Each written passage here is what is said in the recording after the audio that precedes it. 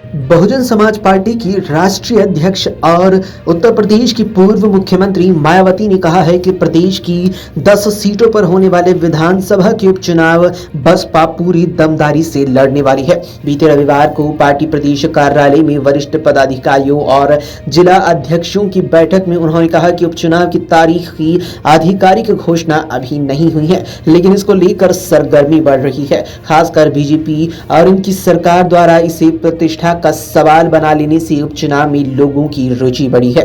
बसपा उपचुनाव में सभी सीटों पर अपने उम्मीदवार उतार कर दमदारी से लड़ने वाली है।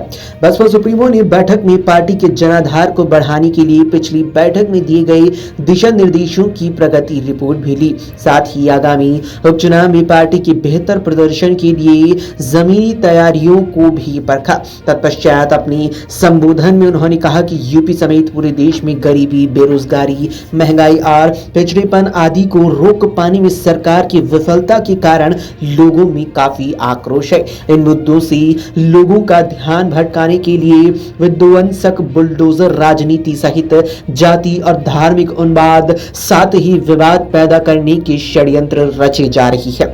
उन्होंने आगे कहा कि धर्म परिवर्तन पर नया कानून, SC/ST आरक्षण का उपवर्गीकरण करने का षड्यंत्र, लोगों को बांटने का प्रयास है। सरकार जातीय जनगणना से इनकार कर रही है। मस्जिद, मदरसा संचालन और वक्फ संरक्षण आदि में जबरदस्ती सरकारी दखलंदाजी हो रही है।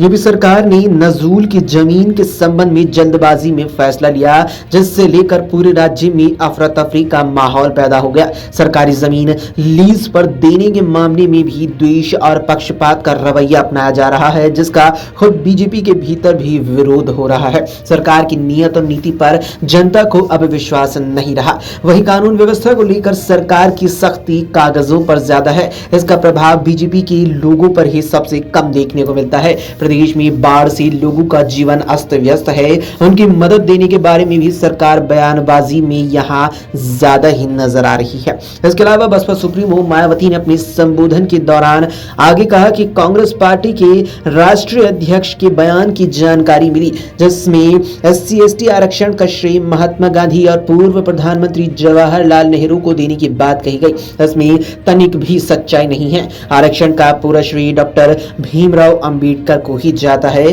कांग्रेस के लोगों ने उन्हें संविधान सभा में जाने से रोकने की साजिश की थी और चुनाव में भी हराने का काम किया था, जबकि कानून मंत्री पद से भी इस्तीफा देने को उन्हें मजबूर किया गया था। फिलहाल के लिए इतना ही। देश और दुनिया की तमाम खबरों के लिए आप देखते रहें अमर उजाला।